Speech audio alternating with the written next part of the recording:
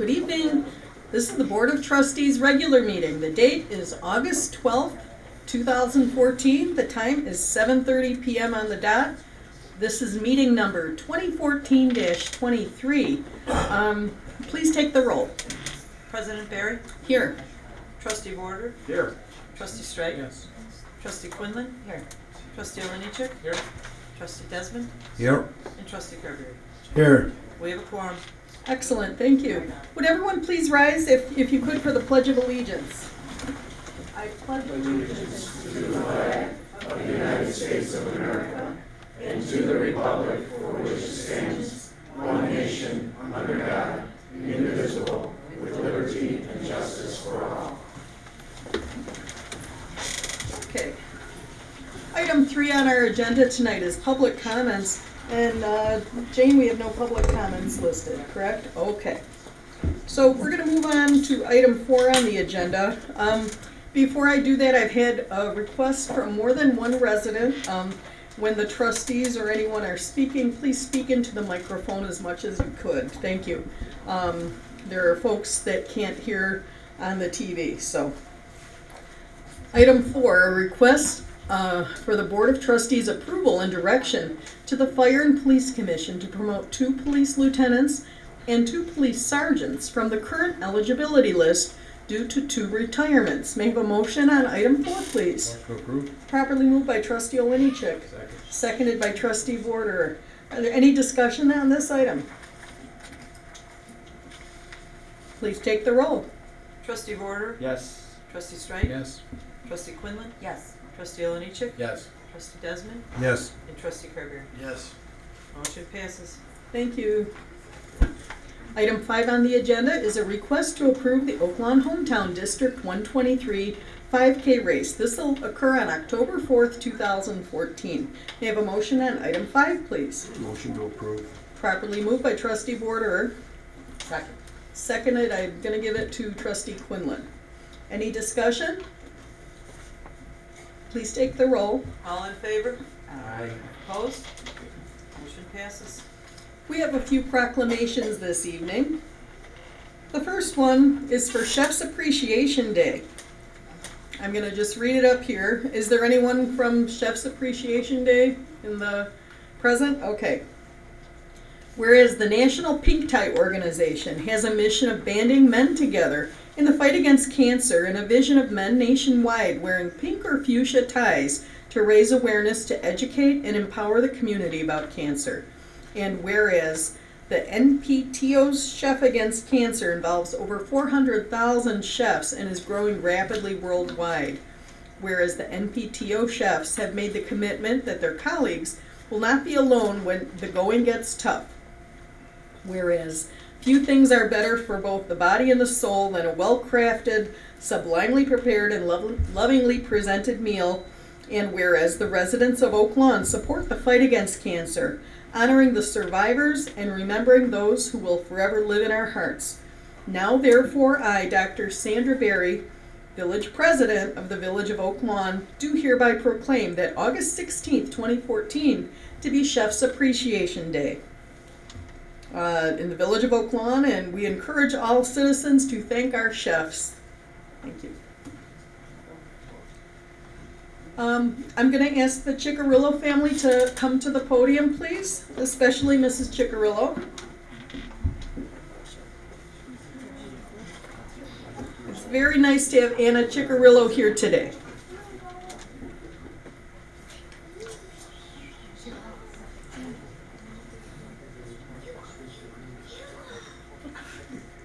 Okay, Anna, how are you?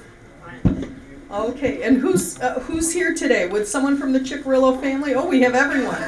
Okay, Anna, you come stand here next to me, and we'll get the little boys in front by you, and your big boys. There we go. Kind of behind.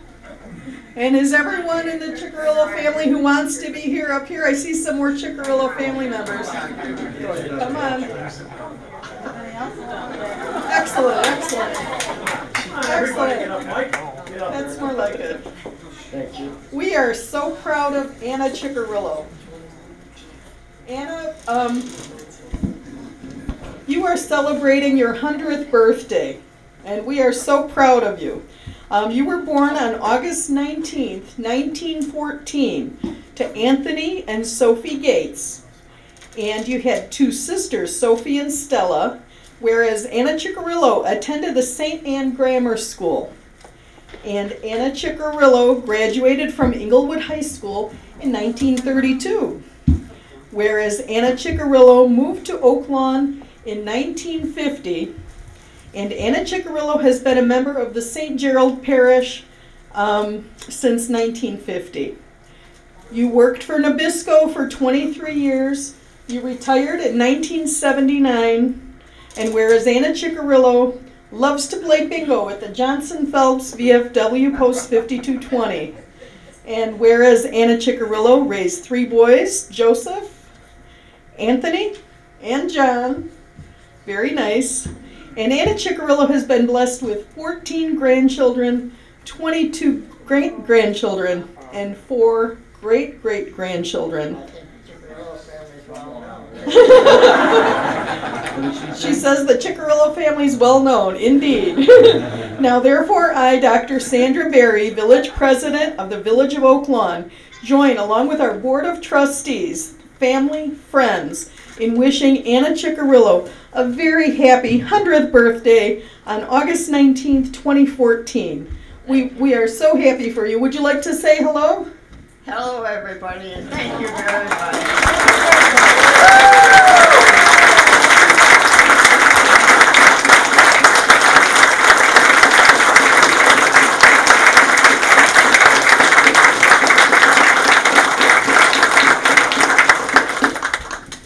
And how wonderful to be surrounded by so many of your family today, and thank you for coming.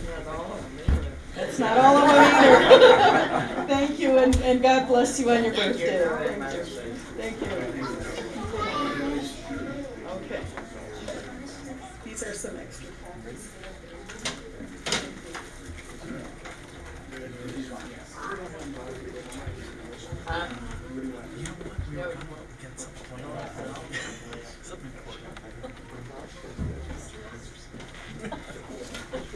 What a lovely resident.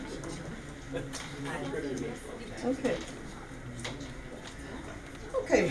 I have a motion, I believe, regarding item 18 on the agenda. We're requesting that be moved up. And who is making that motion? Tim. Okay. Trustee Desmond, make a motion to move item 18 up, and seconded by Trustee Olenichek. Any discussion? Please take the roll. Trustee Vorder? Yes. Trustee Strike? Yes. Trustee Quinlan? Yes. Trustee Olenichek? Yes. Trustee Desmond? Yes. Trustee Carberry? Yes. Motion passes. Okay, so we're moving to item 18 on the agenda. Yes. This is ordinance 142346, an ordinance approving certain traffic regulations, post in-street crosswalk signs for Lieb School. This is at 91st Place and Oak Park Avenue. May I have a motion, please, on item 18? Motion to approve. Properly moved by Trustee Desmond. Second. Seconded by Trustee Olenichek. Are the petitioners present? Anyone from there present? No? Any discussion? Okay, let's take the roll then. Trustee Vorder? Yes. Trustee Strike? Yes. Trustee Quinlan? Yes. Trustee Olenichek? Yes. Trustee Desmond? Yes. Trustee Carberry? Yes. Motion passes. Thank you. Item 7 on our agenda is a presentation by Nicor Gas. This is their service modernization work. Nicor Gas present? Thank you. Would you care to come to the podium, please? And we're going to ask that you speak into the mic, state your name, and also if you live in Oak Lawn or not. My name is Joe Del Real, Manager of Community Relations with Nicor Gas, and I am not a resident of Oak Lawn. Maintaining a safe and reliable natural gas system to meet our customers' energy needs requires that we upgrade and modernize our infrastructure to ensure natural gas continues to flow to the communities we serve, including the Village of Oak Lawn. As such, Nicor Gas is modernizing our gas infrastructure in your community by replacing copper services with new plastic gas services. Notification of affected Nicor Gas customers in your community is ongoing through our scheduling department. The correspondence will provide your residents, our customers, details regarding service interruption, subsequent relighting, including a free safety inspection, property restoration, and a Nicor gas contact. Nicor gas crews, approximately 3 to 4, and it depends on our other daily operations, will be replacing copper gas services in the neighborhoods indicated on maps that were provided. I'm hoping the board has Yes, we do. indicated on the maps that were provided to the Board of Trustees. The scope of work includes replacing the gas service line from the main to the meter. We're asking for the cooperation and patience of our customers, as Nicor gas crews may need to gain access to the residents' homes or places of business to complete important steps in this modernization work, including the relighting of gas appliances. Should anybody have any questions regarding our work there, feel free to call me. Again, my name is Joe Del Real. The information has been provided to the board regarding how to get a hold of me, telephone numbers, and email. Are there any questions from the board regarding our gas modernization work?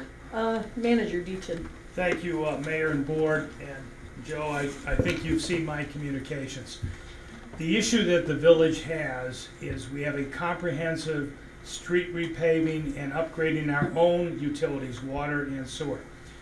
We need the commitment up front that NICAR understands the responsibility to submit your permits prior to any work being contemplated, and done so a year in advance of our proposed schedule, so we do not end up repaving the street, inconveniencing residents during construction, and then the following year you return and you dig the street up again. So it's got to be coordinated. That's been our position since 2009. It should not change. I'm very pleased to hear that you're here to upgrade your system, but we need you to work and coordinate your utilities when we're digging up streets, so the work is done once versus repetitively in a neighborhood. Fair enough? That's fair enough. Yeah, if I commit myself to working with your public works directors, Steve Barrett, your village engineer, Jack Gallagher, to submit to them as quickly as we know which services need to be replaced and in which areas. I have on record, or approximately 1,600 copper services in the village of Oak Lawn, 450 of which are being replaced in this year, 2014. I do have some frequently asked questions, if I may continue to present that information. Thank you, Joe. So that it addresses the concerns of residents. Yes. Will my gas service be interrupted? Yes. We want to assure you that the interruption of the natural gas service during the project be minimal. We will need access to your home. Our employees do carry company badges, and if there's something that doesn't quite sit well with the resident, they can always call us at our toll-free number to verify employment of the person presenting themselves as a Nicor Gas employee. During this process, we will do everything we can to accommodate your schedule. You will be notified before any work needs to be done inside. Your service will only be interrupted while we replace the gas service pipe itself, and then we relight your appliances and conduct a safety inspection. We anticipate this process will take about 3 hours per service replaced. Does the resident or our customer need to be home? No. If we replace your gas service while you're away from home, we will leave a blue tag at the residence. That has a toll-free number that they can call 24 hours a day, and when they call that number, we will send out an operations mechanic to come relight the gas appliances that have been interrupted and perform the safety inspection at that time. How will we, as Nicor Gas, as an excavator, know about the sprinkler systems? We have come across those previously in other communities. If your gas service is scheduled for replacement, please alert the installation crew as to the location of your privately owned underground facilities, such as sprinkler systems, invisible dog fences, yard lights, etc. These facilities are not marked when we call the one-call system Julie in Illinois. The installation crew is responsible for having the utility-owned facilities marked. You can mark your facilities with spray paint, stakes, or signs, anything that will be a clear indication to our crews that you have an underground facility you want us to avoid. We will fix underground sprinklers. If not, our landscape company will fix anything that any of the underground sprinkler systems. They do have that capacity. that may be damaged inadvertently during construction. If you smell natural gas following this work, it's very important, please don't look for the leak. Don't use or touch anything electrical like flipping off light switches or turning off the TV. Don't even use a cell phone. Just leave the area right away and then call us at 1-888-NICOR4U. We're available 24 hours a day, 7 days a week. Will the landscaping on the property be disturbed? We want you to know that treating your property is very important to us. Treating it with respect is important to us. We will use the most effective construction process to replace the gas service to minimize the impact of your property. That includes using trenchless technology, including horizontal directional drilling and other equipment that's available to us. For those properties impacted by the project, Nicor Gas is committed to providing complete landscape and paving restoration. We promise to be diligent in restoring your property to the condition in which we found it. How does this work benefit me? Well, this modernization work will initially cause a minor disruption to some homes and businesses. Upgrading current gas services will assure the continued delivery of safe and reliable gas service to your home. That's all I have. Thank you. Thank you. Question? Larry first. Thank you, and then- Mayor. Joe, just one clarification. Yes, sir. Commitment on NICAR's part to follow the construction standards of the village. For example, if a parkway area is disturbed and Oak Lawn homeowners take exceptional care to their parkways. They edge them. It's grass comparable to sod condition. That you will replace it with the equivalent. We use sod. We don't use grass seed. So I would expect understanding the type of the work as far as when it's done in the year that you will replace it with sod, not grass seed. That is correct. Thank you. Thank you. And Trustee Quinlan. Just one comment. Is it possible for those maps to be put on our website? So Absolutely. we can go on in and see if they're going to be part of the program this year. Trustee Warder. Yeah, looking at the maps here, it's pretty much my district and Trustee Carberry's district. When's this work going to start? The work notification has already started, and we do have crews little by little that are starting the work. Okay. So the work is ongoing. So and it'll be done this fall? Yes, we try not to, when working with the village officials, Mr. Barrett, Mr. Gallagher, Mr. Ciccarello, is that we didn't want to call that all these services in for locates right away, because that would be overwhelming. Okay. So as we complete them, we keep calling Julie's in and proceeding with the work throughout the rest of the summer. Okay. But this is a program to redo the whole village, just these particular areas right now, right? As I stated previously, we have about 1,600 copper services in the village of Oak Lawn. 450 are on slate to be completed this year. Okay. And just to piggyback on the village manager's comment about streets, a number of streets are being repaved in my district, which are in this area, which are going to be doing this work. Hopefully you will work with the village and make sure you don't disrupt the nice paved streets that we're spending thousands for. Right, just to clarify that the maps that you have do represent the 450 that are being done this year.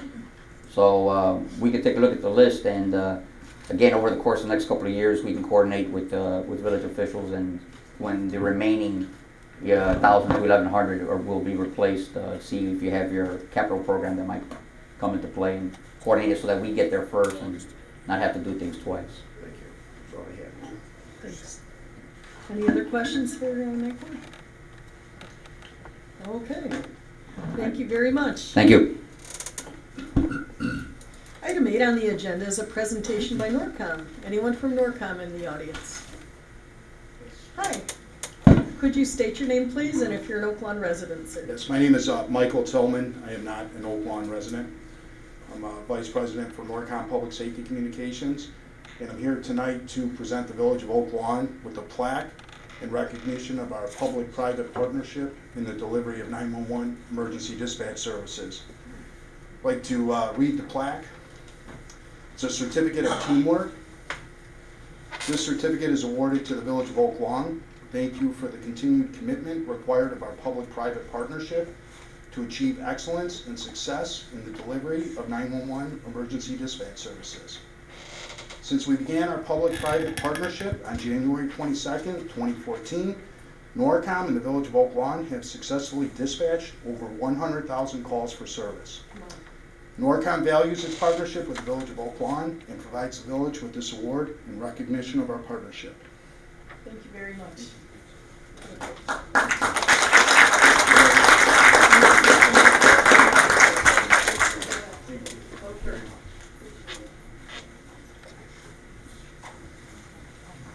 Mayor, as long as Mr. Tillman is here, Thank you very much for coming by.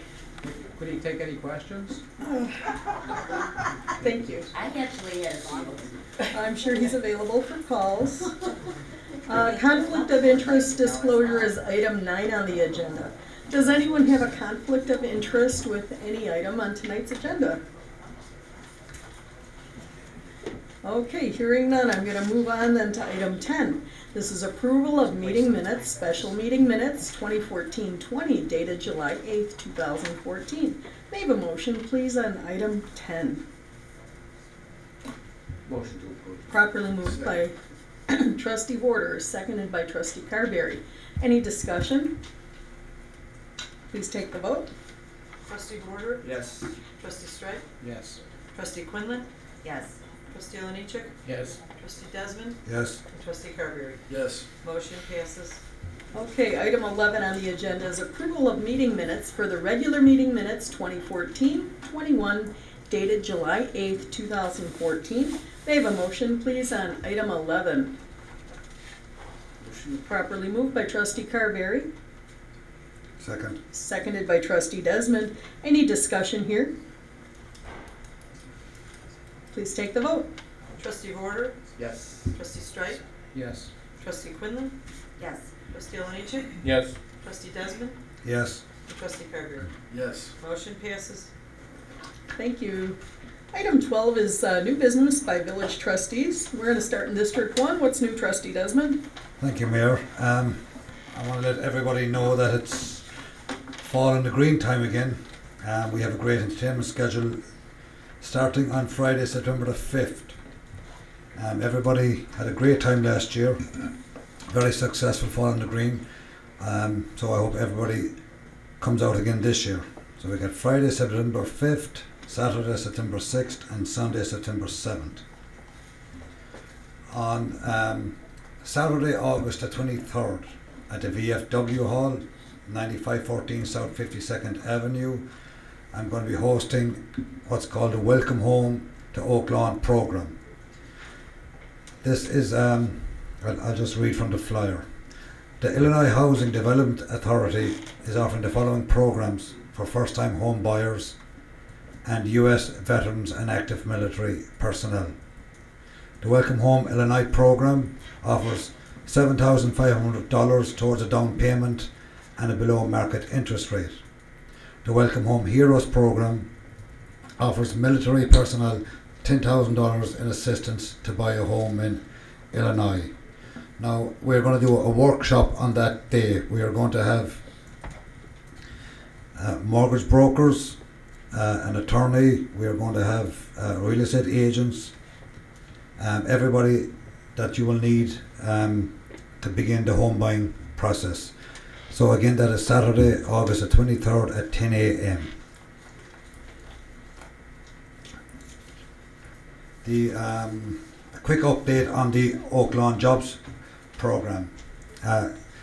So far, Mariano's has hired 50 Oak Lawn residents through the Oak Lawn Jobs program. I got a call from Carol Quinlan a week ago that Hallberg Insurance is going to be hiring 50 to 100 people for their ACA call centre, and they too have joined up with the Oak Lawn Jobs program. So if anybody would like to get an interview or start the employment process with Hallberg Insurance, please go to the Village of Oak Lawn website and go to the Oak Lawn Jobs program. This is open to all residents of Oak Lawn, not just recent graduates, as has been the case has been previous requirements in the Oak Lawn Jobs program.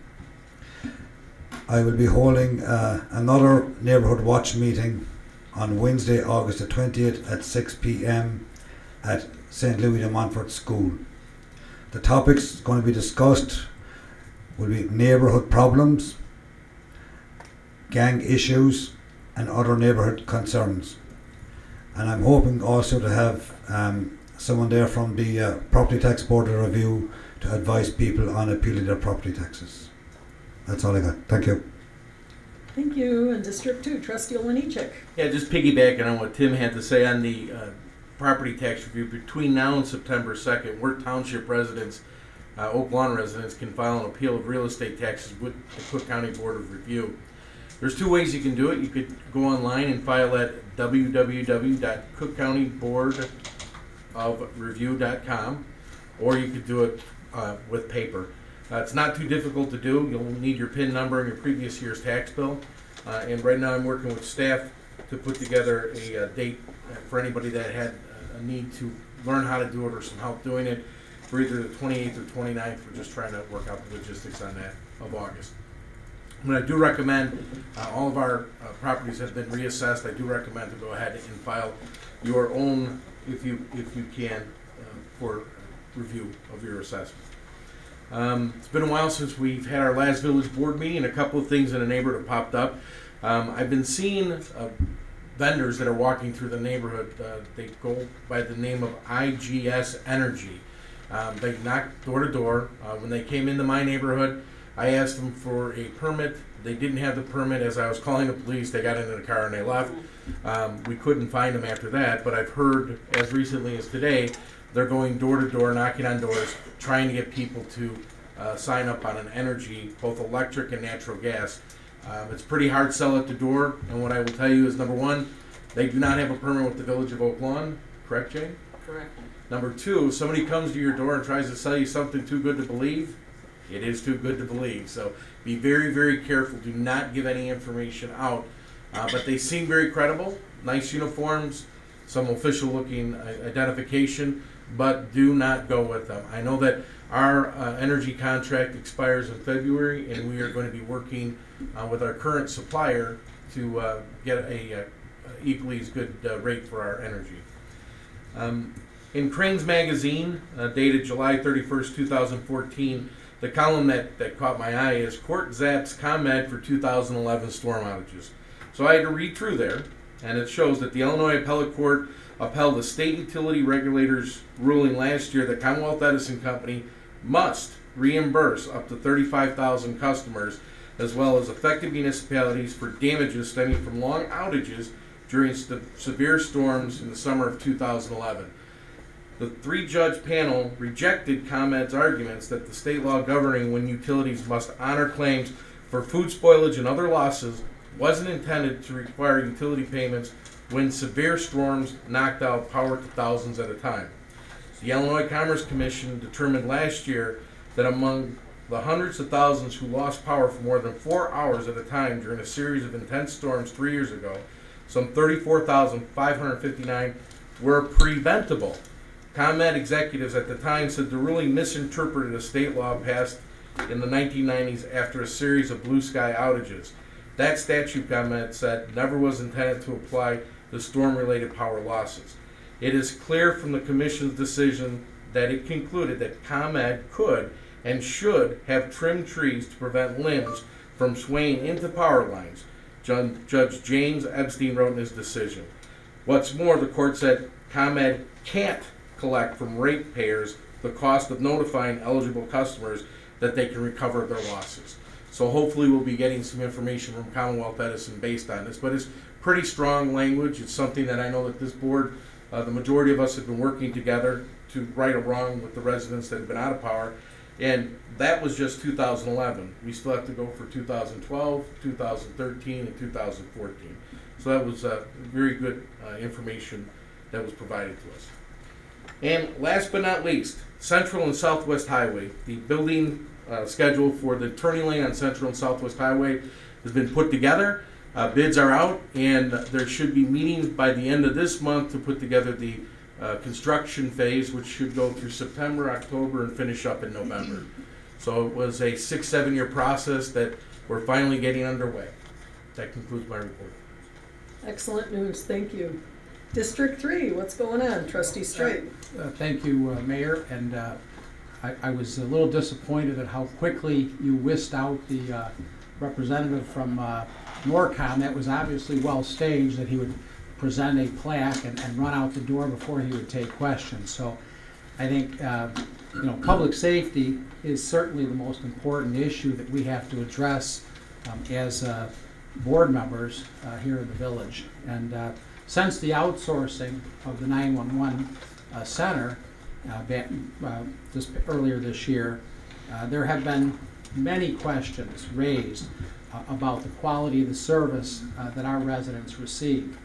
I hear comments on a regular basis, certainly several a week, and they're very serious issues.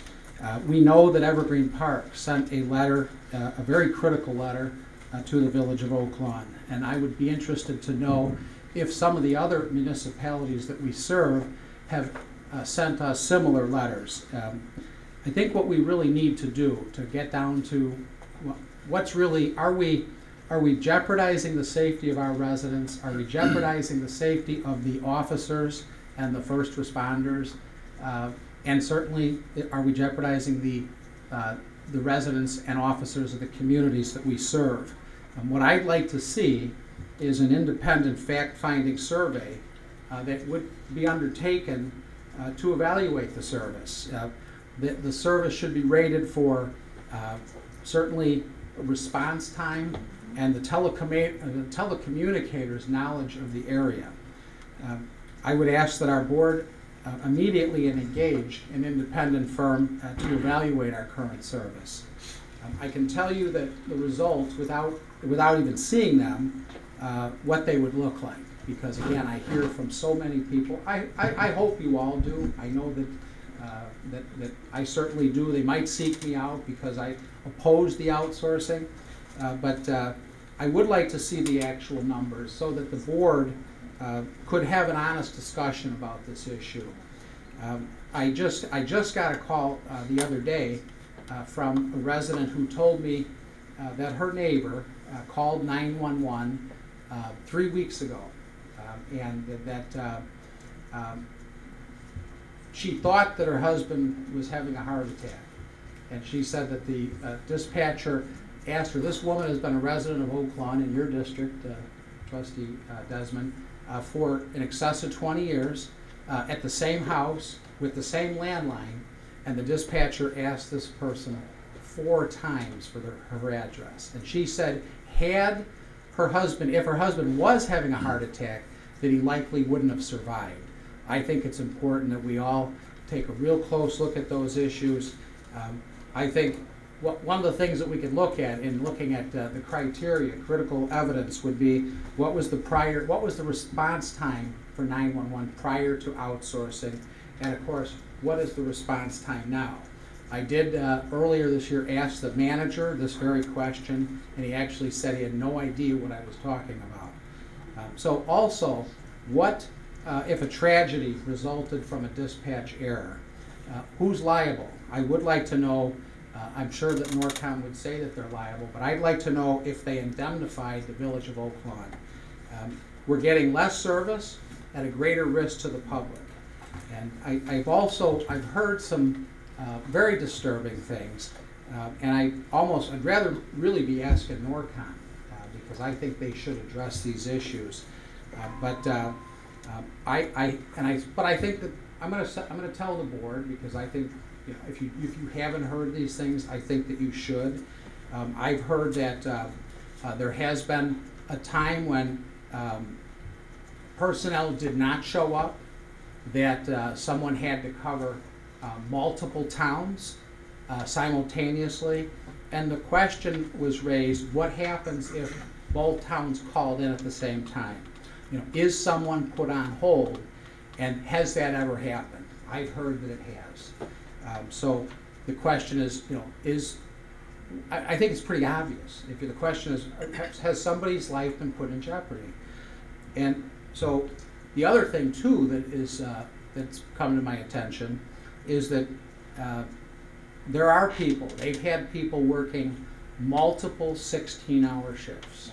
One telecommunicator actually was required to work 6 16-hour consecutive shifts, 6 in a row, and then told that a planned vacation was not going to be taken, and that telecommunicator quit. Now, you know, I gotta tell you, if the board, if I really want to ask, is the board comfortable with that? Because I'm not, and I really would like that independent fact-finding survey so that we can find out really where we're at as a community and the safety of our residents and our first responders.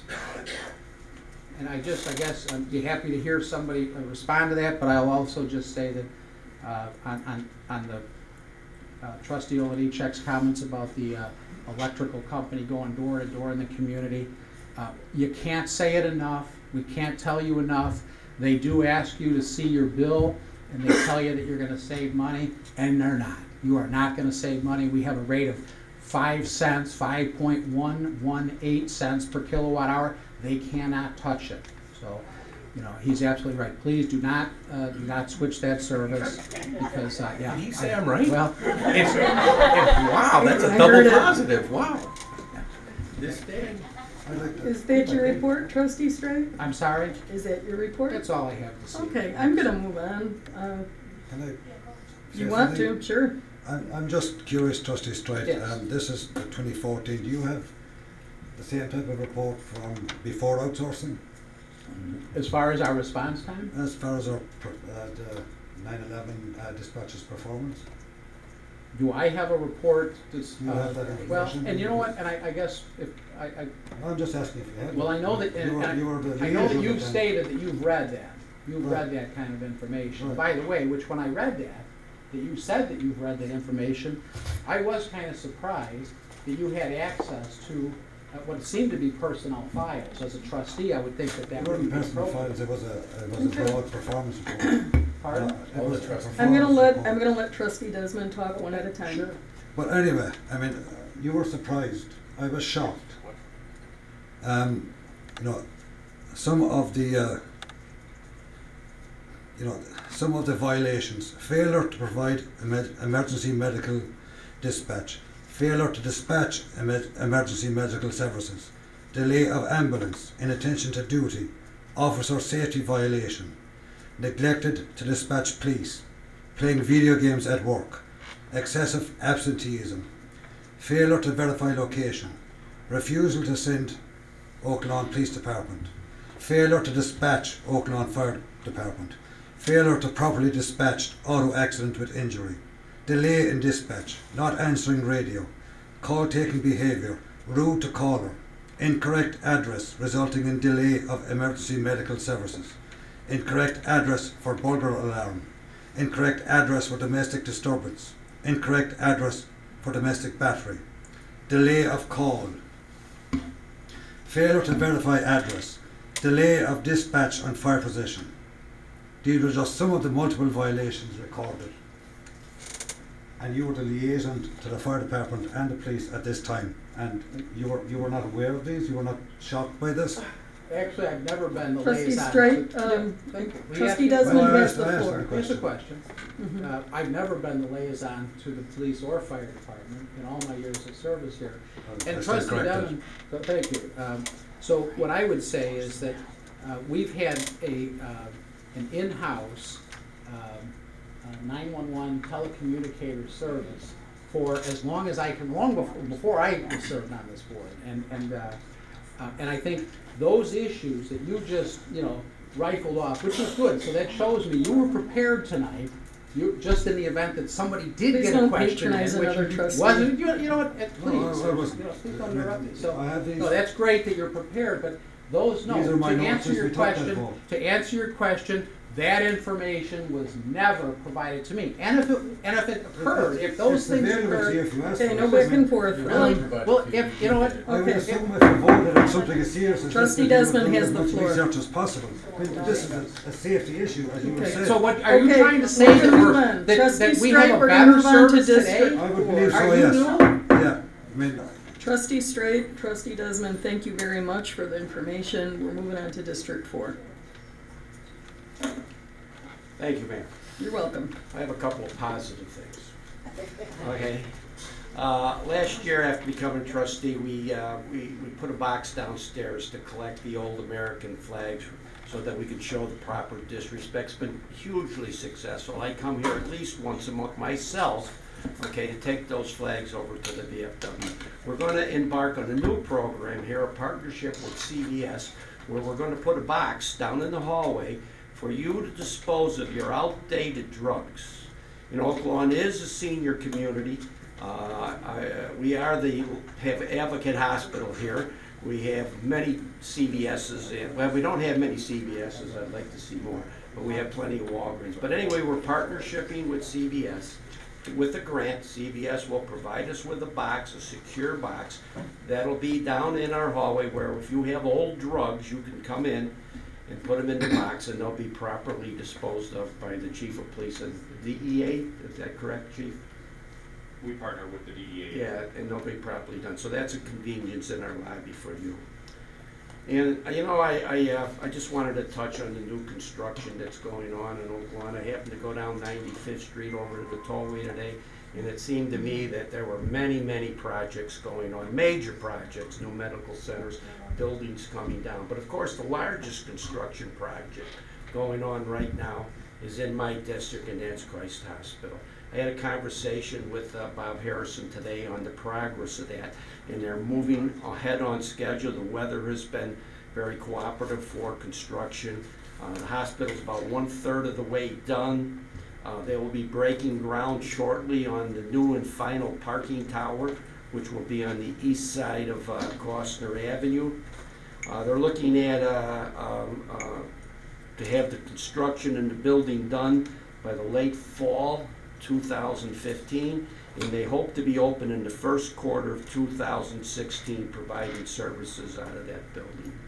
So I think there are a lot of positive things happening in Oak Lawn. Thank you, Mayor. That's all I have. Excellent. How's life in District 5, Trustee Quinlan? Just a couple items. I do want to piggyback on the discussion that Trustee Strike had. You know, in the over 7 years that I've been on this board, never ever prior to our switch to Norcom had I ever received a call or someone telling me about a concern about 911. And maybe it's just the fact that there was a change, that it brought things to attention, people are talking about it. I think it's perfectly okay to say, let's make sure that our decision was the right one, or if we need to make improvements. It's not saying the way that we did it last time was perfect or great, but we don't know how it compares with what we had to what we're doing now. And I don't think we should be able to mess around with, you know, public safety. And if it means just having some type of company or someone from the village, you know, analyzing this information and make sure that we are on the right track, I think it's okay. And I'm a huge supporter of that, because I too have heard complaints, and never, ever in 7 years prior to that did I hear anything.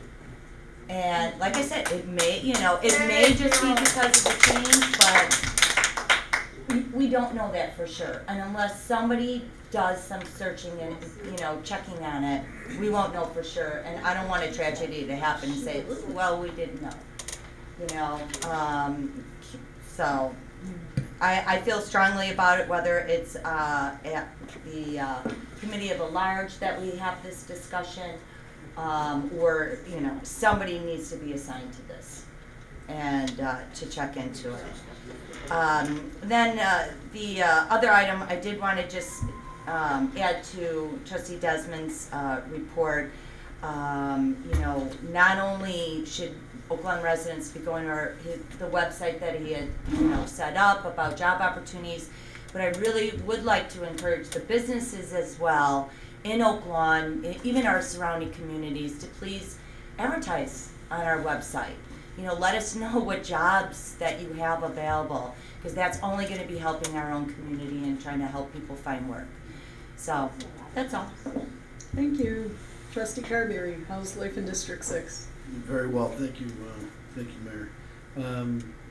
Bob Mariano and the development, I just wanted to compliment Paul Sheridan and Hamilton Partners. It's they're going to meet a date. It's been a very, very aggressive date of what is it, the 9th, Larry? September 9th, open to the public. It is, you know, very, very exciting. Mr. McHenry from Cooper's Hawk, whose grandfather raised a family just a couple blocks away. It's pretty, an Ameris grad opened the Cooper's Hawk. It's very exciting, and there's quite the, I know everybody's hearing about it, and it's exciting. They're doing a great job, and Hamilton is very receptive, and Steve's been working hard on trying to drum up and working on phase 2, right, Steve? So it's exciting, and we have really great people. What a development. Great job to everybody, staff and everybody helping out. It's a great job. As far as the you know, NORCOM goes, you know, I'm sure there's a good indicator would be the other municipalities. That makes it kind of really independent in that respect. They're certainly not going to put their residents in jeopardy. So the fact that if they continue on with us, I think will be a great indication that they're getting the kind of service they need to take care of their constituents and their people. But if there is, maybe NORCOM has something. Maybe there is a, you know, I agree. If there's, you know, do we send out a survey to our, you know, our customers? Maybe they do something like that. So that's something to follow up on. I'm sure they do. They're a professional company. I'm sure they have some sort of way to measure their success, and so maybe we should do that. That's a good idea. Or maybe they are doing that. Maybe we just ask them. You know, so chances are they are. You know, measuring themselves. So it's something we can look into. But that's all I have. Thank you. Okay, thank you. Item, let's see, 13 on the agenda, Village Manager's Report. We have an item A update by manager regarding the Cicero Avenue corridor. Thank you, Mayor, and you have in your package a draft of the third major commercial corridor planning initiative, all funded through federal and state funds through the Chicago Metropolitan Planning Council, and also through, in this case, Cicero Avenue, the Southwest Mayor's Conference. And I've spoken to the board's corridor committee, consisted of 3 residents, and they have a copy of that report, and they'll be making a presentation to you in September. So I'll keep my comments brief, only just to try to bottle my enthusiasm. There are some absolutely stellar concepts to improve the Cicero corridor, particularly in Trustee Olenichuk's district as we enter the village at 87th and Cicero, and in the area of the mobile home park, and as we move into the Coral Square area at 95th and Cicero Avenue. Bottom line is the planning efforts, which have been ongoing for over a year, involve the City of Chicago, most prominently Midway Airport, and all the way south to Alsip and the tollway.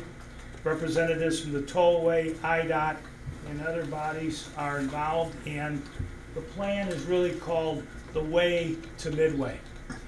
And for everyone in the audience, for the board, transportation is the foundation for a good, strong economy. And Midway Airport is probably one of the greatest assets that the greater Chicago area has. I salute every official in Chicago and the area communities that have worked through the years to build it. What I think is a tremendous asset that is showing growth in employments, meaning the number of men and women who board a plane or exit a plane. It's been a great year for tourism in the greater Chicago area, for visiting, and Oak Lawn benefits that, particularly our Oak Lawn Hilton, folks from the prospering communities of Indiana and Michigan that seek to come to Midway because it has the best connector routes of any of the municipalities in the greater Midwest area. So it's pretty exciting, and I think Oak Lawn will be capturing a lot. Echoing the comments by Trustees Carberry, Trustees Border, and Trustee Desmond, we have a pretty exciting time coming along. September 5th, 6th, 7th, 8th, and 9th. 8th and 9th. Fall in the Green is 5, 6, 7. On the 8th, we're going to have a visit by a special guest, not announced yet, but it'll be a visitor that we can all be proud of in this community. And then on the 9th, Mariano's will have their grand opening to the public, and that opening has jumped other communities, so that speaks well of Oak Lawn, of our developer that we have chosen, Hamilton, who in my opinion is absolutely one of the most ethical, I'm going to repeat that, ethical developers that you have in the greater Chicago area. They've done a wonderful job. The men and women of our Public Works Department, whether it's water, whether it's sewer, our building department, building permits, fire rescue, doing the inspections to ensure that these buildings are safe for the public. All those men and women of Oak Lawn Village have done a great job working with the contractor for Mariano's, Mr. DeVita, who's outstanding. The work, our union jobs, we haven't seen any negative display on that site. Men and women are working late hours. They're working 16 hours in many cases, I may add, to get that project. We have 28 days to go, 28 days to go, and men and women on that site are working double shifts to get this job done. In the Edgar property, we have men and women, 50 from Oak Lawn, that are being trained, getting orientations. I understand it's exhausting, so that they can be prepared to serve customers of Oak Lawn and the greater Oak Lawn area on September 9th.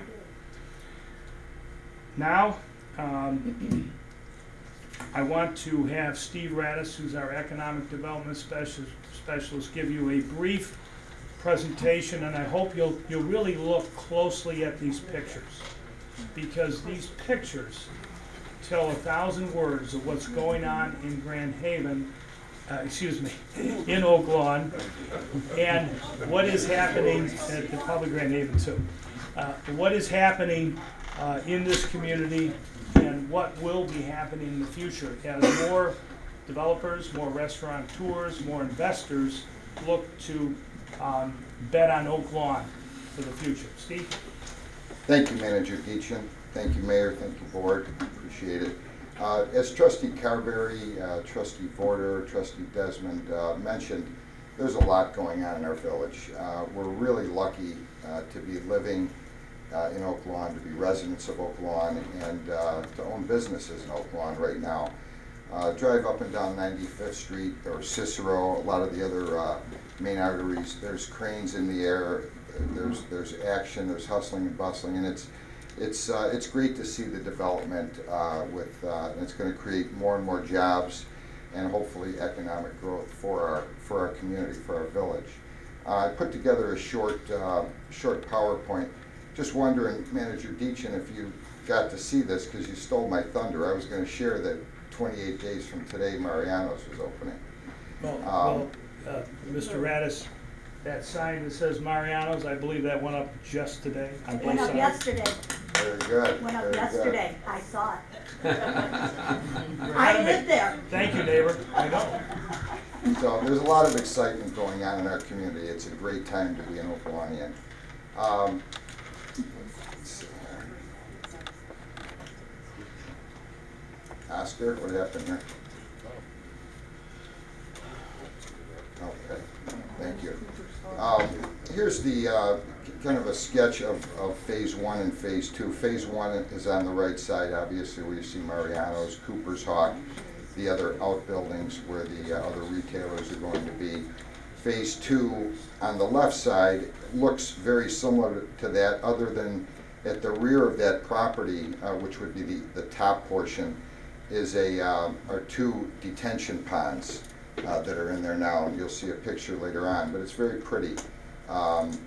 So I think we still have about 8 acres to develop there for phase 2 at Stony Creek Promenade.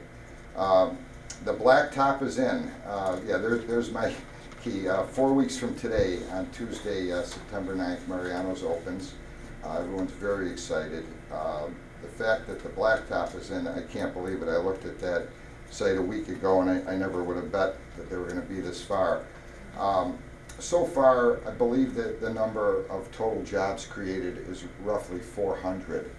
And thanks in part to Trustee Desmond's Oaklawn Jobs Program that he was his brainchild. We've got 50 Oaklawn Jobs Program candidates that have been hired at Mariano's thus far. So kudos to Trustee Desmond for taking the leadership in the Oaklawn Jobs Program. Next is these are some photos that I took the other day. The photos on the left, top left and bottom left, are of the water feature that's going to be prevalent right on 111th and Cicero. The bottom right is the actual detention pond. It looks very pretty from up top there. And then the upper right-hand building is an outlot building that's being built along Cicero Avenue that will house several retailers. This here is, the photo on the left is the utility poles. I know there's been some controversy about those, but I got to tell you, it's going to look a lot better when those are gone and buried underground. Obviously, there's a cost to anything you want to do that's nice, but in this case, I do think it's going to be a big improvement in what we have to look at when visiting Stony Creek Promenade. This here is the old Edgar Funeral Home. The top picture is what the existing building looks like right now. That's where we're currently leasing out the building to Mariano's to do all their hiring and recruiting from through the end of next month. The board will be voting, I guess, in the near future here on what to do with that building now that we own it. The village owns the building, and we might as well make some use of it and start collecting some retail sales tax dollars and make it worth our while. So the bottom picture is just a proposed rendering that Hamilton Partners put together on what we can do. There's been some talk and some questions about why don't we tear down the building and start new, but with a lot of the new MWRD regulations, it's going to create a nightmare if we do that. So keeping the same footprint is something that would allow us to move forward in a much faster pace than waiting for MWRD to agree to everything. This here is the Hooters. I just was there today, and they actually just started. They put the fence up, and they've got they're going to be breaking ground here. They broke ground today on building the new Hooters. They're going to build the new building behind the current building on Cicero Avenue, so it'll be east of the current building. Then they will tear down the existing Hooters, and that's where the parking lot will be more in front. And it's going to be all state-of-the-art, very nice building. We had the owners in to make a presentation to PD&C and ADRC recently, and that top rendering is what it's going to look like, a lot more modern and state-of-the-art.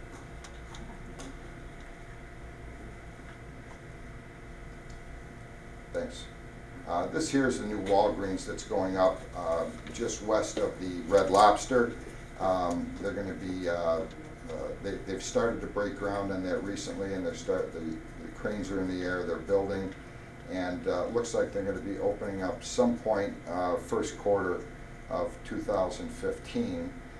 So we're getting close, and then ultimately when this Walgreens opens, it will have a drive-through. Unlike the Walgreens that'll be closing, that's on, I believe it's Malvina and 95th. There's no drive-through, so this Walgreens will take the place of that one once it opens first quarter of 15. First Midwest Bank, which is adjacent to that, right on McVicker and 95th, just opened, I believe it was this week, and it looks beautiful, great building. It's come a long way. The picture on the bottom left, it seems like it looked like that a couple of weeks ago, and now it's open for business. So great job on that development as well. Anyone driving down 95th Street, I think Trustee Vorder mentioned Carpet One, that old dilapidated building is now being torn down. Those pictures were taken yesterday, so they've probably made even more headway since then. But it'll be nice to get that down, and then the next photo will show what's going to take its place. The Women's Health Institute of Illinois. It's a 20,000 square foot state-of-the-art facility that's due to open next year, and I don't have an exact time frame.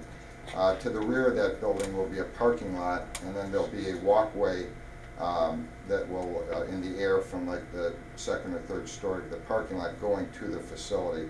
But it will be a big improvement from what's there now.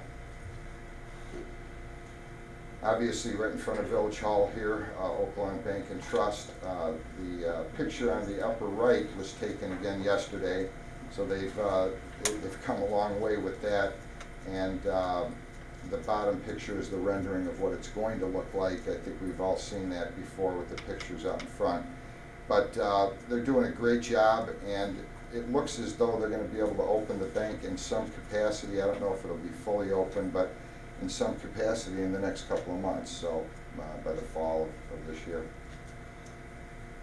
Well, Hawk Ford, we just want to give kudos to Hawk Ford for the reinvesting in our community and making their dealership even greater than it already is. They're building a nice addition to their service department, redoing their facade, their signage, lighting, and making a nice investment in the community. So we appreciate Hawk Ford making that investment in Oaklawn.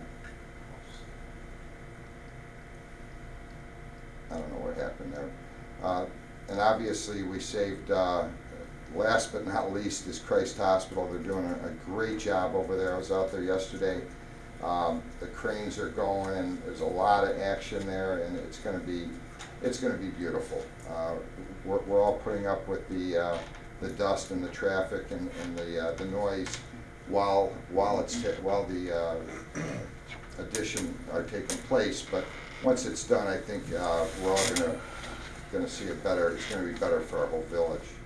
And the next photo is what it's going to look like completed. It was scheduled to open in 2017. If the weather keeps cooperating, maybe we can get it open sooner.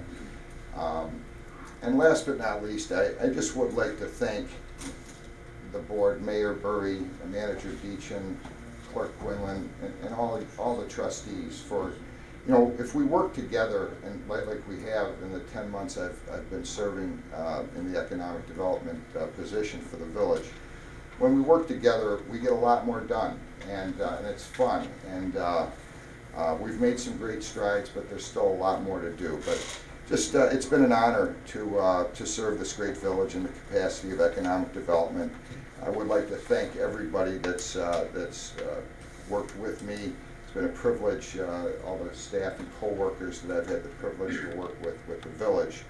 And you know, we've made some great strides, like I said. Let's continue to work together and keep it positive. And you know, we're only going to make Oaklawn even a greater place to live, work, and play. Thank you. Thank you, Steve. Excellent presentation.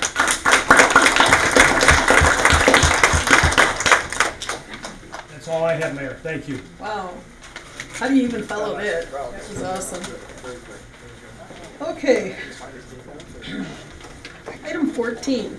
A request to approve the Planning and Development Commission referral for a special use permit and height variation to allow a cellular tower at 4401 West 103rd Street. This was a 7-0 vote to approve petition number 2014-13 and 2014-14, Village of Oaklawn petitioner. And then we have an ordinance granting that request, ordinance 142344. I have a motion, please. We're going to do these together on 14 and 15. Motion to approve. It's properly moved by Trustee Desmond. Second. Seconded by Trustee Carberry. Any discussion? Please take the vote. Trustee Border? I'm sorry, I apologize, Mayor, if I could just ask a quick question. Certainly. I know that one of the audience members was involved in, and as a neighbor of this, and I just wanted to make sure that all of her issues were addressed to her satisfaction. Mayor, if I could, and board members, young lady attended, the neighbor to the south attended the Planning and Zoning Board. She's got a great dialogue with Fire Chief George Sheets. The Planning Board gave a lot of attention to her concerns, and I have no doubt that we'll continue working with her to be a good neighbor. She brought out some excellent points that we will be working with her, having to do with better landscaping on our own fire station, as well as the screening of any HVAC on the roof. That was an improvement that the village did several years ago. There was inadequate HVAC in the fire station. We upgraded it, but quite frankly, we did not screen it, and we have an obligation to do that and be a good neighbor. So the answer is yes to that, Trustee Strike. Thank you. Thank you. Any comments, Pat? Would you care to come to the microphone? I would, thank you. You're welcome. And if you could state your name and if you're an Oak Lawn resident. Pat Mackey, and yes, I am an Oak Lawn resident. I was at the planning and development meeting, and as Mr. Deacon said, all my questions were addressed. It's not that we're just replacing a tower. There is also going to be a building or a shed or something built around this tower. And yes, they did agree that things would be done to make it look more appeasing to the neighborhood. Nothing was really in stone on what was going to be done, and that's down the road. I understand that. My question was, the tower is going to be X amount of feet to start out. They can keep adding to it. Different communication companies can keep adding to it as the years go on. But how big is this structure going to be? All we got was how tall the tower is going to be, but how big is this structure going to be? Do you know? Yeah, Mayor, I can address that. First of all, several years ago, the former board, at my recommendation, the Planning Commission, enacted a master telecommunications ordinance. This village did not have one. We were out of sync with what was happening in the real world as far as telecommunications towers. And we put that ordinance in place so that we could co-locate and over time reduce the number of these towers, number one, in the village-wide. Number two, to make them more attractive, do away with the inferior construction and use monopoles.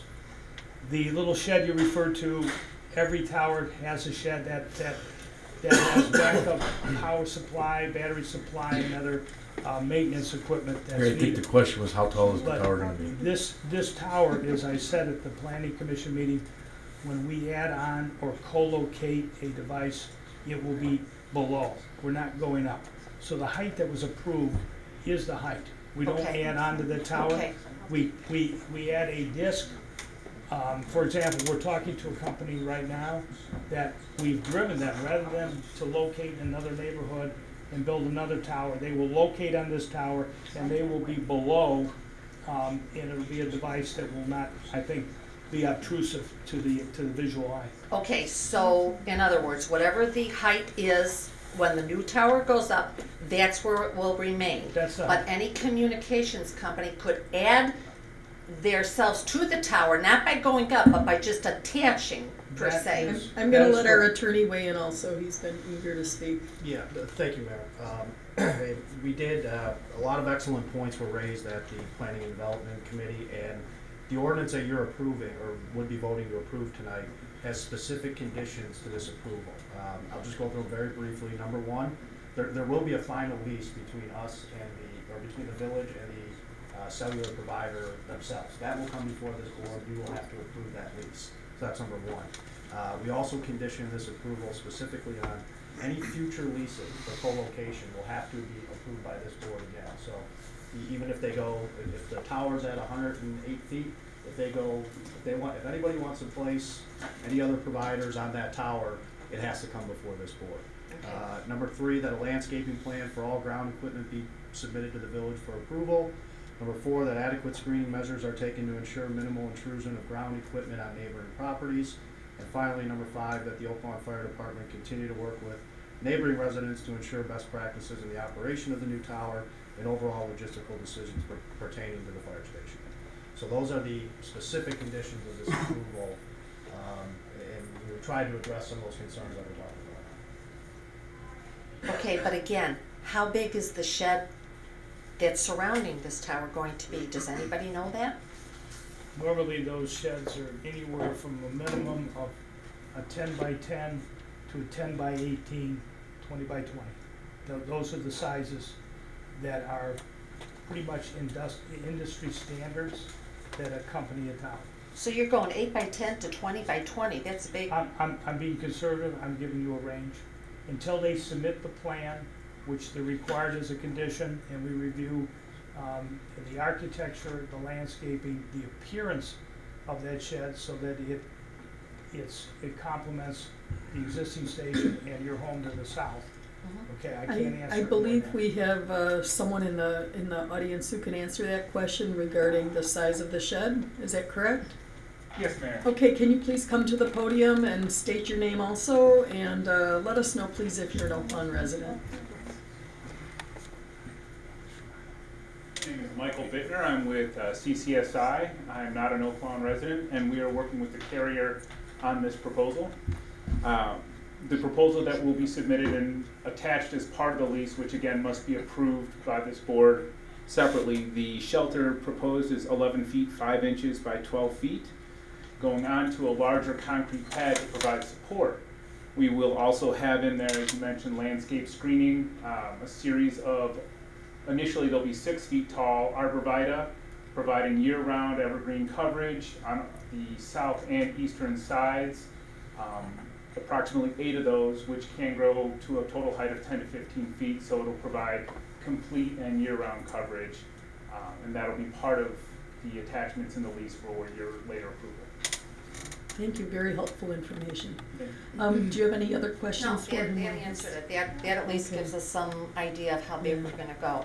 The only other question I have, and it was kind of skated around at the planning and development meeting, was any other parcel of property in Oak Lawn looked at for this tower other than 103rd and Costner?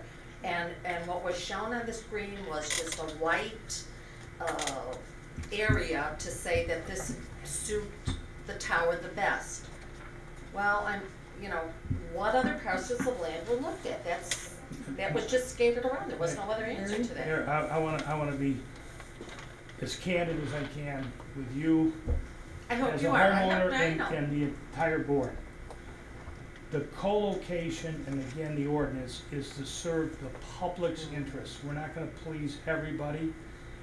We provide all village-owned properties a list.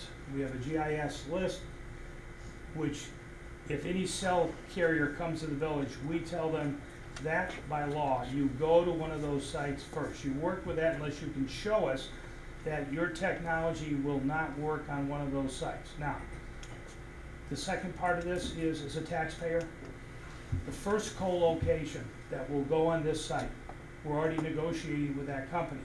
And they will pay upwards of, again, conservatively, more than $20,000 a month to co-locate on a pole which was paid for entirely by the private carrier. That's the purpose of the co-location. Now, what do we do with that money?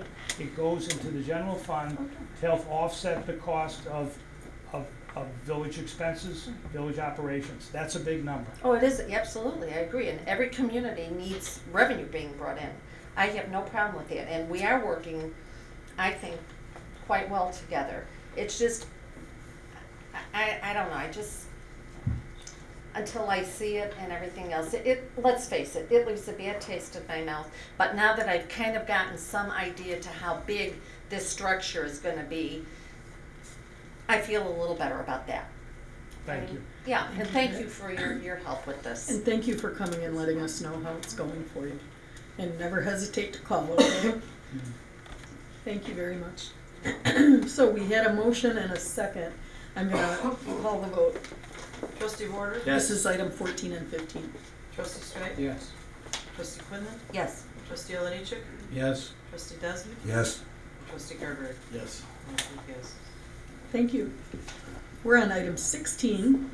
This is a request to approve the Planning and Development Commission referral for variation from Ordinance 11-18-42 regarding flat work and impervious surfaces at 5513 West Oakdale.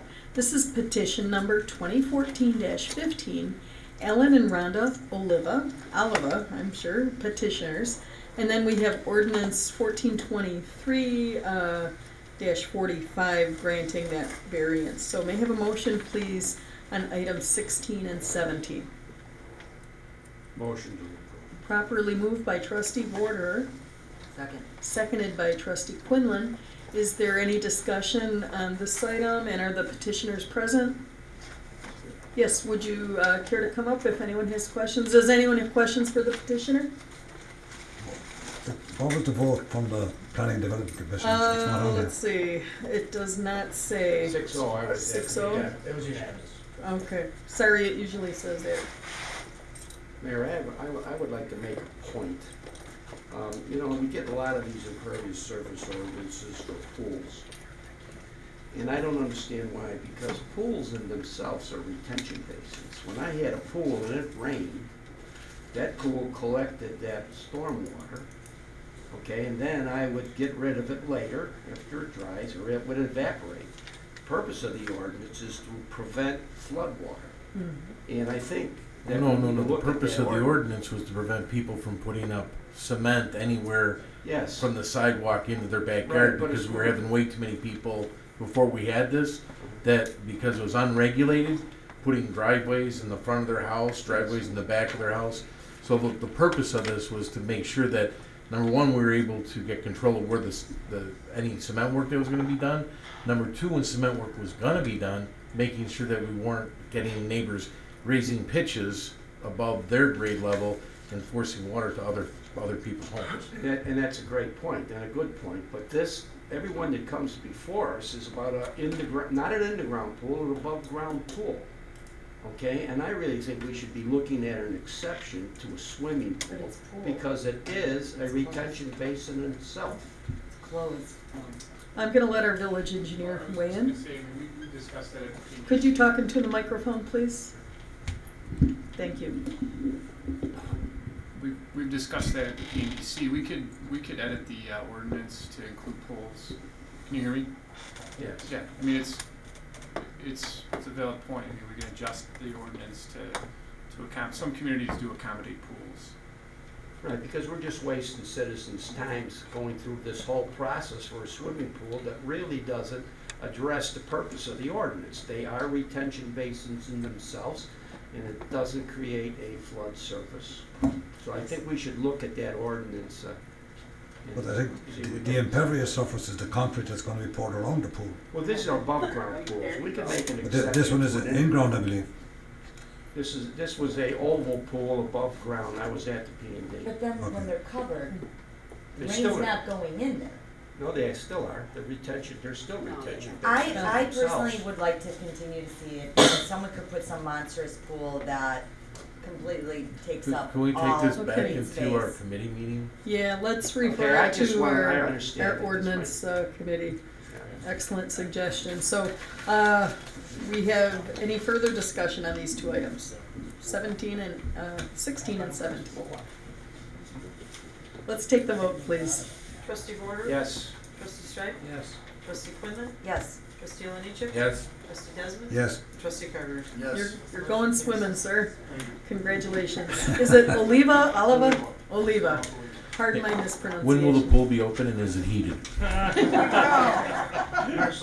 Okay. Thank you. Okay, we already did 18, so I'm going to move on to 19. 19 is ordinance 142347. This is an ordinance authorizing and providing for the issue of not to exceed $220 million regional water system revenue bonds, IEPA third lien series, in one or more series of the Village of Oak Lawn, Cook County, Illinois, for the purpose of constructing improvements to the existing regional system of said village, incorporating a certain previously adopted ordinance, prescribing the details of said bonds, and providing for the collection, segregation, and distribution of revenues of said system of said village. May I have a motion, please, on item 19? Motion approved. Properly moved by trustee Carberry. Second. We have a second by trustee Warder. Any discussion on this item? Please take the vote. Trustee Warder? Yes. Trustee Strike? Yes. Trustee Quinlan? Yes. Trustee Oliniechek? Yes. Trustee Desmond? Yes. Trustee Carberry? Yes. Motion passes. Thank you. We're up to item 20. This is ordinance 142348. This is an ordinance authorizing an encroachment onto a village easement at 9415 South Costner Avenue. And, yes, If I could, Mayor, the agreement that is attached to the ordinance, we're looking for approval tonight, is not complete. Therefore, I'd ask that if you are inclined to approve it, that we do it subject to the portions that are left blank are describing the actual easement that the village has and putting the document number from the county recorder's office. We're working with the advocate to get those documents. So I would ask that if it is approved, that we approve it subject to that finalization. And just kind of a note of what this is, as you've been seeing at the last few meetings, this is in response to requests for either businesses or residents to build structures over our existing easements where we have utility lines in there. What our goal is from staff is to present to you, if you're inclined to allow this, is to make sure that, number one, if somebody is going to build over our easements, they have the responsibility, and more importantly, the village has the right to be able to either take down the structure or access it by, for example, in this agreement, it's advocate will put a saw cut in there at their own expense. So in an emergency, if we have to get to our utilities, that it's not on the village's expense. So that's the idea, and we have a little bit of work to go, so it's not completely final. And with that, if you're inclined, I'd ask for approval subject to finalize. okay. Larry, were you saying something? I would support, I did speak with Pat Lyons from the hospital earlier today, and they worked really well with us on one. It's an important document, but the language is being directed specifically by our legal counsel, and they've accepted that language. So I told them there was no need for him to be here tonight. I was confident the board would support moving forward, subject to the language being put in the proper form by our legal counsel. Okay, so we're going to modify the motion. Yes, trustee Warder? And just as a point for the people of the 4th District, what we're talking about here is building a parking garage, the ground floor over this easement, which would be easy to access with cut. Hospital pays for it all, should we have to get to this line. We're not talking about building a real structure, a hospital building or something like that. It's the parking garage. It's the parking garage. Okay, very good. So, do we need to modify the motion, or? There was no motion. Okay, I would so- recommend a motion subject to finalization. Motion to approve as a form subject to finalization by I make that Thank you. motion. Properly moved by trustee Warder, seconded by trustee Carberry. Any discussion here? Trustee Quinlan? I have to be honest, I talked to Jack about this earlier, and I talked even to Steve Barrett, because they did have some concerns, because, I think we're taking a hard stance, with the residents as far as getting into the easements and more importantly, the liability of this whole thing. There weren't pictures of what this garage looks like. I have no idea how big this garage is. From my point of view, my concern is, okay, let's say it's a big break, and there's a lot of work that we have to go in there. Number one, I'm assuming, I don't know who's doing the work, and is it advocate that hires the people to actually remove the concrete?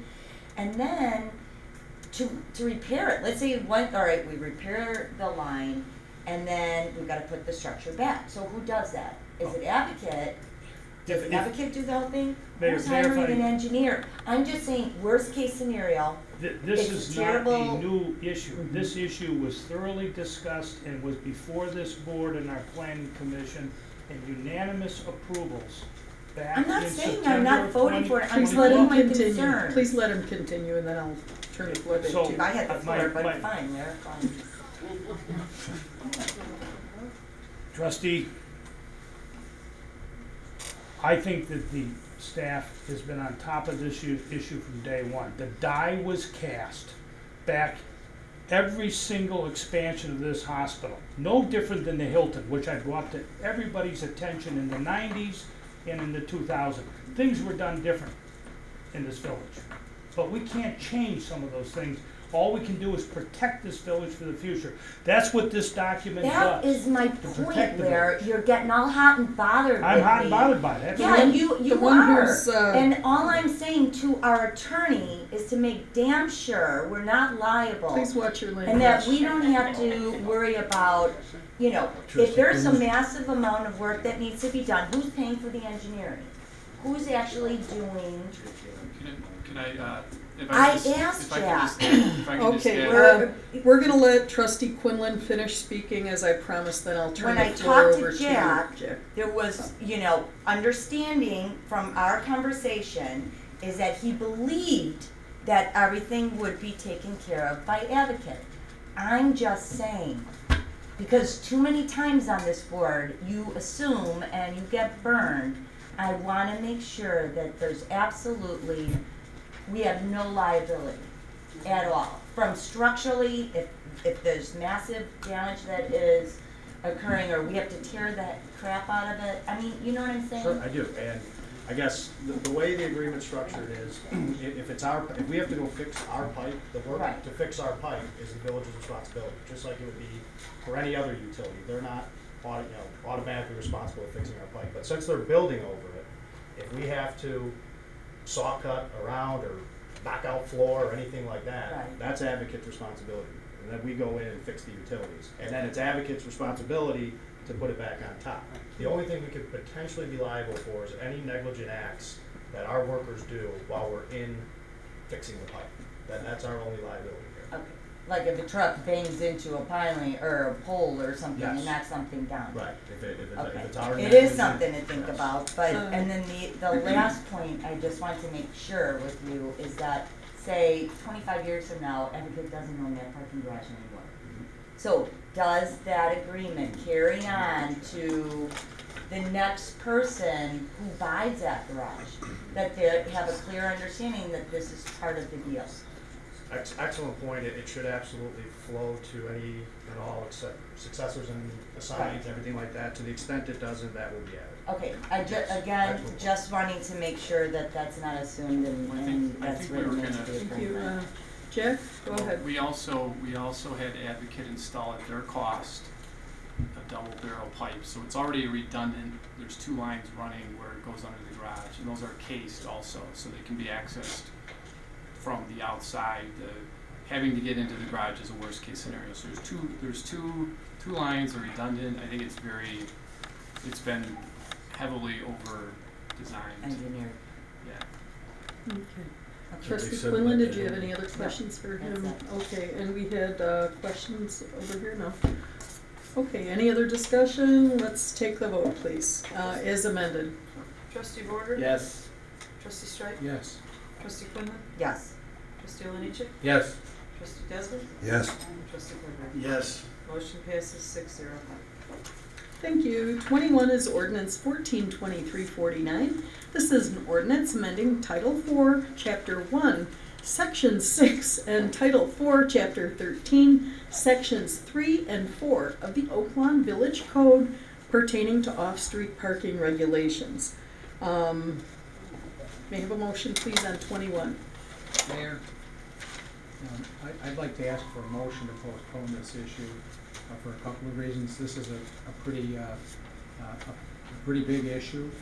I know it's been in the works for many months in our Planning and Development Commission. And the most recent meeting that they had, I have not seen the minutes from that meeting, and I also understand that there is a municipal analysis of other parking that is also available that we haven't seen. So for those two reasons, and because of the magnitude of the issue, I'd appreciate it if we could postpone this to the next agenda. Okay, so we have a motion. Do we have a second? Second. Motion and a second. Okay. Let's take the vote. Trustee Vorder? This is a motion to postpone. Yeah, yes. Trustee Strike? Yes. Trustee Quinn? Yes. Trustee Oliniechek? No. Trustee Desmond? Yes. Trustee Carberry? Yes. Motion passes 5-1. Thank you. Okay, 22 on our agenda this evening is ordinance 142350. This is an ordinance amending sections 4-1-6 and 4-61-2 of the Oaklawn Village Code pertaining to zoning regulations for freestanding ATMs. May I have a motion, please, on item 22? Motion approved. Properly moved by trustee Quinlan,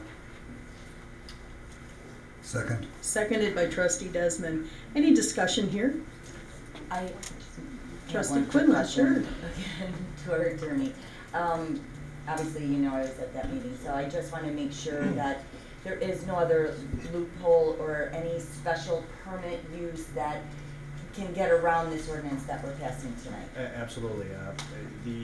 After the deliberation by the PNDC, this ordinance reflects that for any freestanding ATM to be permitted in the village, it has to be an accessory use of a existing bank and part and parcel of a brick and mortar bank building. So, we would not be permitting, these dropping in the middle of a parking lot somewhere. Okay, thank you.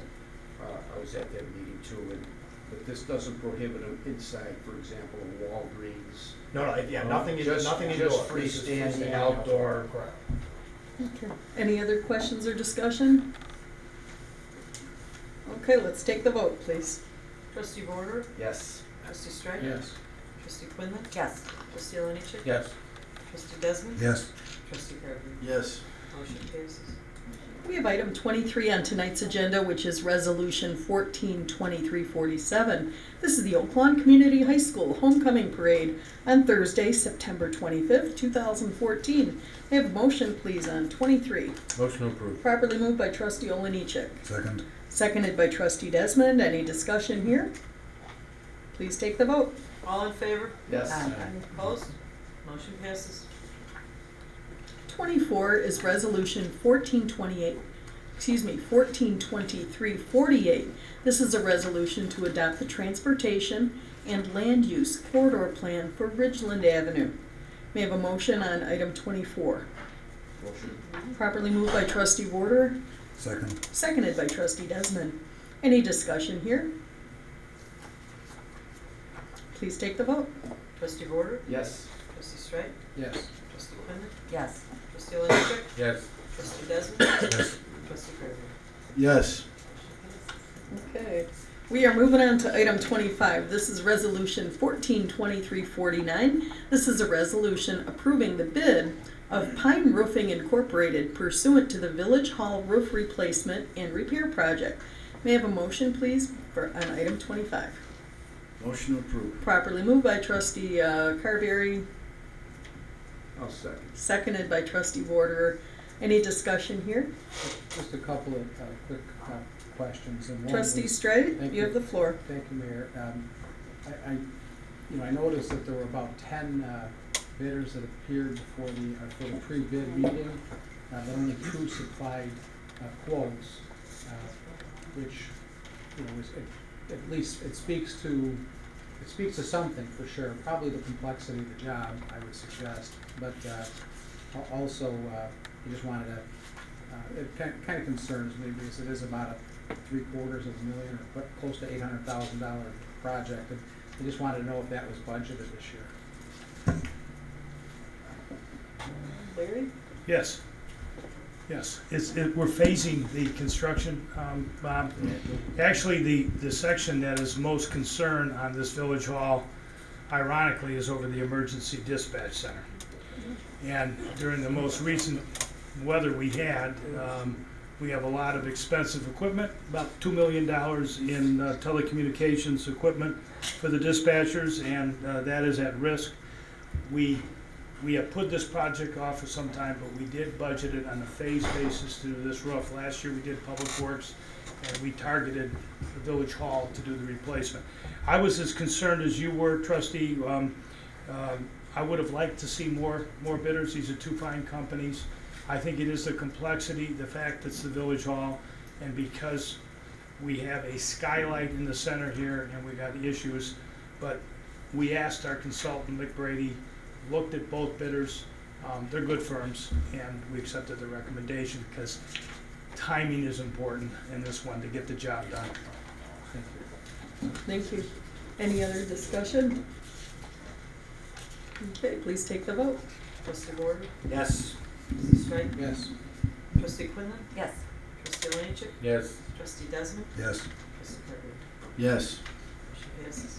Thank you. We're on to item 26. This is a request by homeowners to appeal the appeals board denial, which was a 3-3 vote to rebuild the garage at 10445 South Knox Avenue.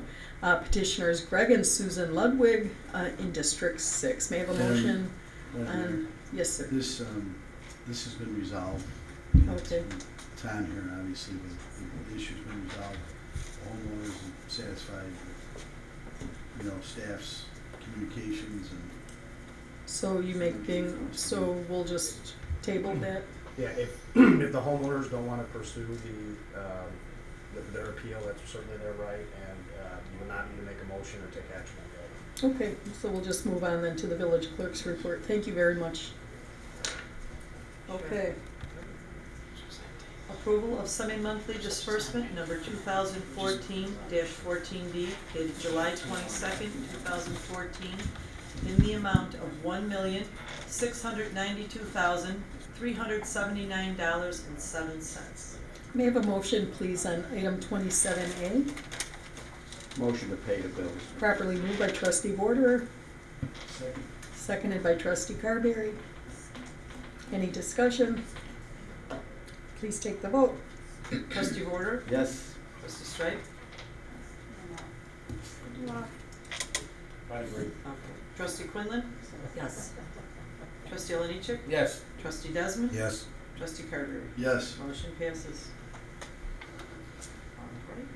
Alright, letter B.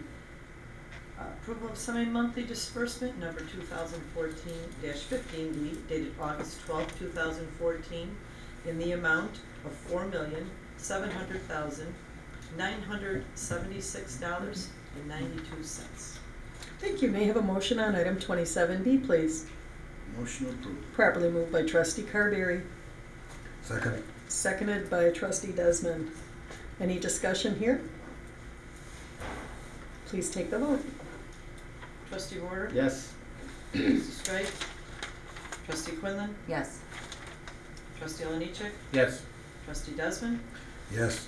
Trustee Carter? Yes. Motion passes. And longtime resident Eileen Bunny Coyne passed away last week. She was a longtime District 6 resident, active member at St. Catherine's. And Bunny, a lot of people knew her in the village, very active and really cared about Oak Lawn and the people around her. So she had a story every time she came up to the clerk's office, which was quite often, and Bunny will miss you. And on a really positive note tonight, I have a new grandson, born July 29th. Congratulations. His name is Callum Murphy Quinlan, and born to Walt and Jessica Quinlan, so it's really positive. He's my Congratulations. 6th grandchild. Oh, 6. 6, no, not 7. You're not a great grandma yet? I'll race you, Alex. Jane, you want to borrow this? Okay, congratulations. When's the next one coming? November. November, I'll very tell you good. about it. Thank you. Anything else, Jane? Okay, thank you. We're going to move on to item 28, which is the village president's report. 28A is ordinance 142351. This is an ordinance amending Title 3, Chapter 3, Section 6 and 7 of the Oak Lawn Village Code pertaining to liquor license classifications and fees. May I have a motion, please, on 28A? Motion approved. Properly moved by trustee Desmond, Second. seconded by trustee Carberry. Any discussion here? Please take the vote. Trustee Border? Yes. Trustee Strike? Yes. Trustee Quinlan? Yes. Trustee Lanechek? Yes. Trustee Desmond? Yes. Trustee Carter? Yes. Motion passes. 28B is a request to approve a Class S like Sam liquor license for Mariano's at 8517, Mariano's number 8517 at 110th and Cicero, 11000 South Cicero. May I have a motion on 28B, please? And the ordinance following is 142352, granting that request. May I have a motion on 28B and C? Properly moved by Trustee Carberry, seconded by Trustee Warder. Any discussion here? Please take the vote. Trustee Warder? Yes. Trustee Strike? Yes. Trustee Quinlan? Yes. Trustee Oliniechek? Yes. Trustee Desmond? Yes. Trustee Carberry? Yes. Motion passes.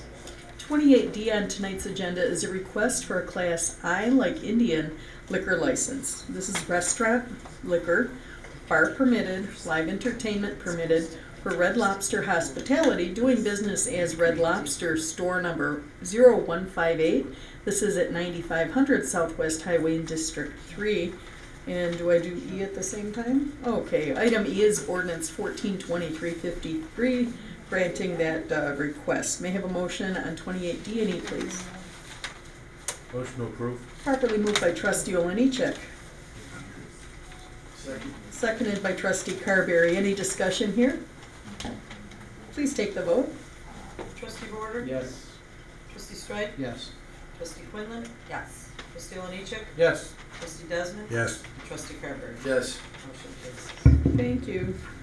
Okay, we're moving on to F. This is Appeals Board appointments, and we're going to postpone the District 5 or just table that one. But the District 3 appointment is replacing an expired term of Mr. Robert Quaid.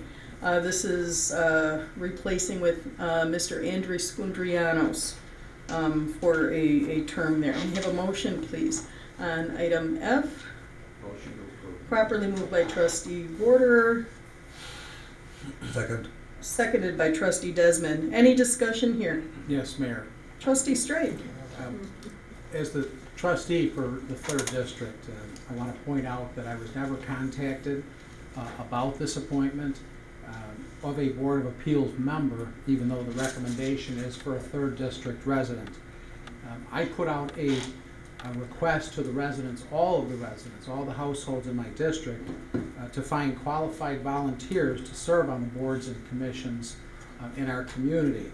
I had in excess of 50, I believe it was 54 people who sent in a response and submitted to an interview, including sending a resume, so that the village would have the best people who were qualified for each position should there be an opening. And I have actually made I feel some of the finest board members that we have, board and commission members in our community, come out of the 3rd District.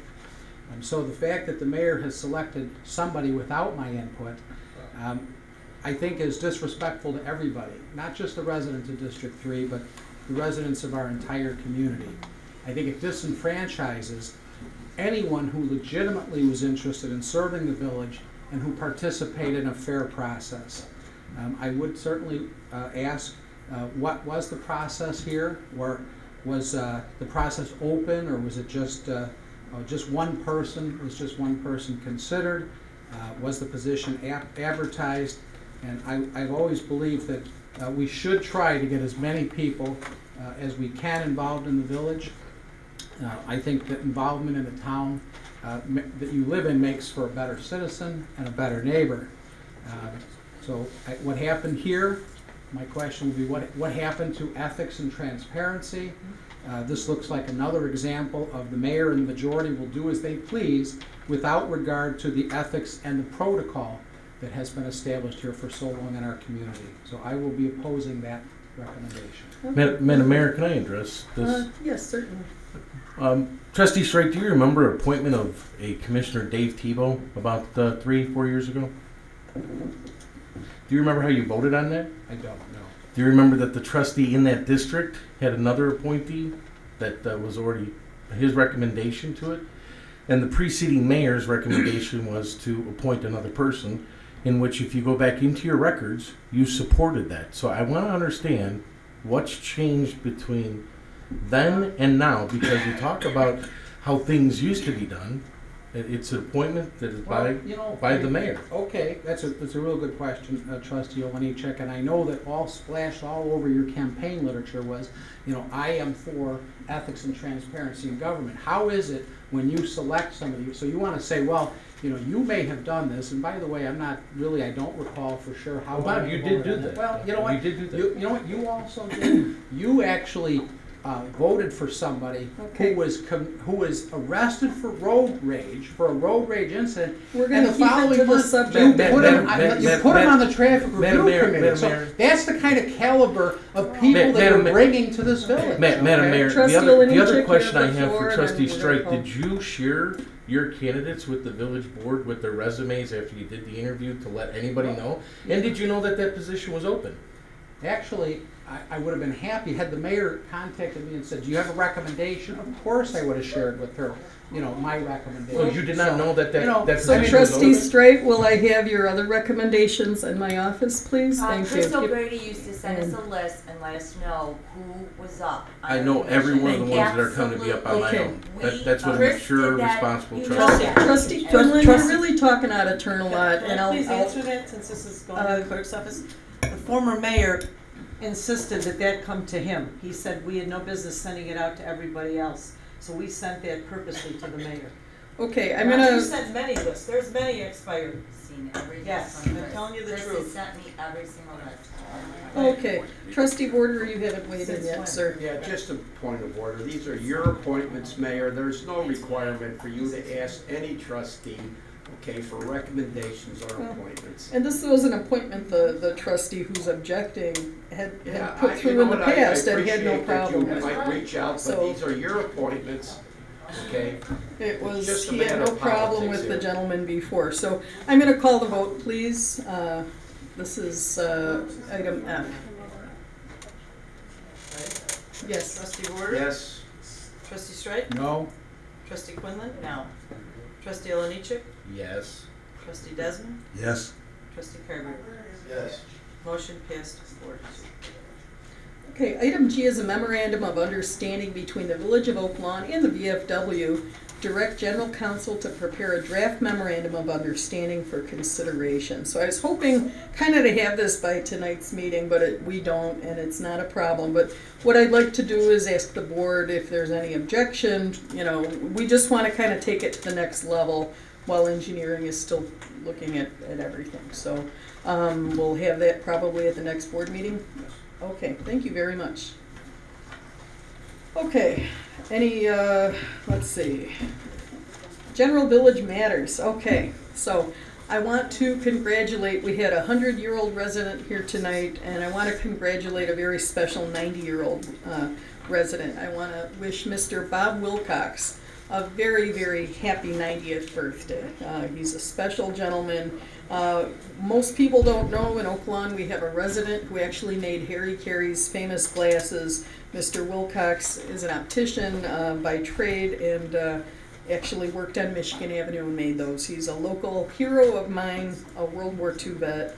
So happy birthday, Mr. Wilcox. He watches every board meeting. So, Mayor, I gotta just add, because he's a friend of mine. Here's a man that was in the first wave on D-Day. Yes. How big a hero can that be? Got himself a Bronze Star and Purple Heart. Yeah. Certainly deserves one. and he's still working. He's still working with our youth, with the Boy Scouts. He's still making a difference at the age of 90. What a great guy. So I went over to Coral Plaza. And is Steve still here, Steve Radis? He gave such an excellent presentation, but he forgot about Flapjacks. Flapjacks has a little tiny bit of storefront, but a huge 5,000 square foot store that is ready to open this month, I'm hearing. I'm hearing probably the last week in August. An announcement will be forthcoming. All of us are very excited at his reinvestment in our community. And he's going to be looking to hire a lot of people. He is taking applications now. Congratulations to Flapjacks. I don't have to repeat Mariano's all over again. So we're just super excited about that and what a great impact that will make on employment. I guess the last thing, you know, going back to what Trustee Strite said, you know, he said, what are the numbers? What are the actual numbers? I had a kind of review of, you know, 7 years of dispatch history and outlining 157 separate incidents that required disciplinary action from 2007 to 2013. 835 sick days. There was a lot going on. If press would like any of those documents, I have the names redacted, but if press is interested in that history, I'd be happy to provide that. So, you know, anyway, with that, I'm going to go to motion to adjourn, please. Motion to adjourn. Thank you. Properly moved by Trustee Warder, seconded by Trustee Carberry. Any discussion? Call the vote, please. All in favor? Aye. Opposed? Thank you. Motion passes.